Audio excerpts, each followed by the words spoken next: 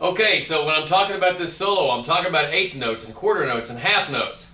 Now you might not be interested that much in reading music. In fact, there are lots of really awesome guitar players who can't read a lick of music. I'm not saying that that's the way you should go.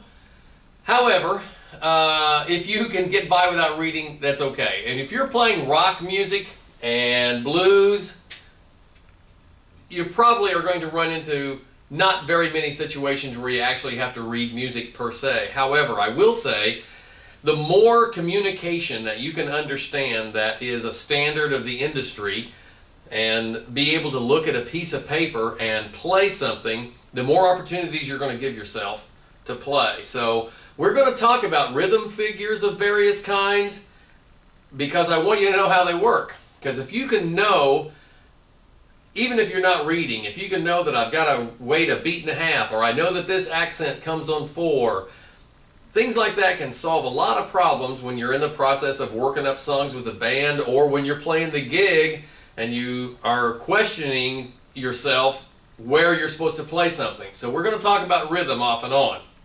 Now we're going to go to this next solo, and it's Dark Blue Basic number 2, and it's got some bends in it, and if you haven't done much bending, we'll talk about some ways to make your bending work better. But just keep tuned in. Okay, so here we are with the second solo of Dark Blue. Now, if you have a little bit of strength, bending with your little finger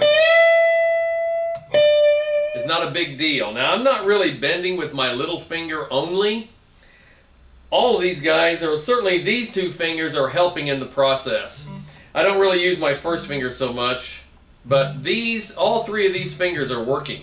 If you want to reach over with your third finger to bend that, you will be in a class of guitar players that's not a bad place to be. Certainly Eric Clapton and most other rock guitar players, Stevie Ray Vaughan, everybody will reach over, even though you might play these notes with your little finger when you're not bending, reaching over with your third finger. When it comes time to bend, everybody does it. So regardless of which finger you use, the first measure is 2 half notes, one bent, the other not bent, walking down a minor pentatonic scale. Same measure as measure number 1,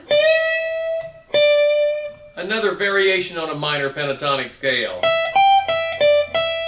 And again, on the next measure, we're playing this C note.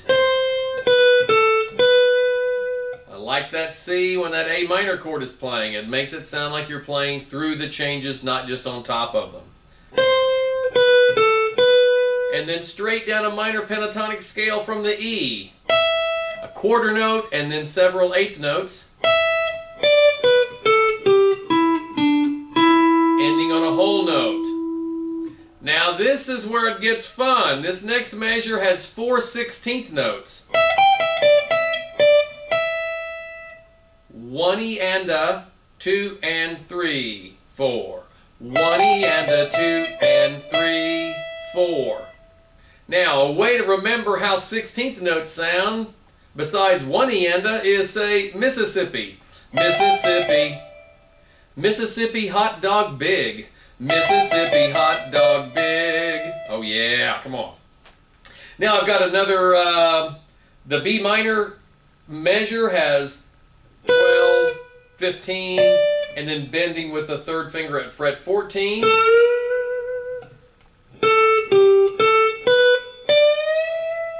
If you want to do this bend again with your third finger, perfectly good.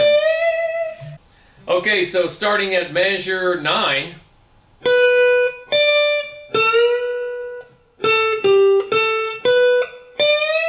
reaching over with a third finger. My next measure, my third finger should be on 17, so I've got to slide over.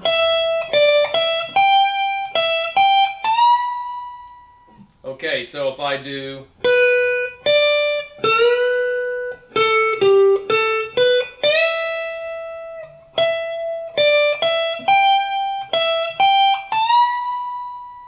everything works out just fine.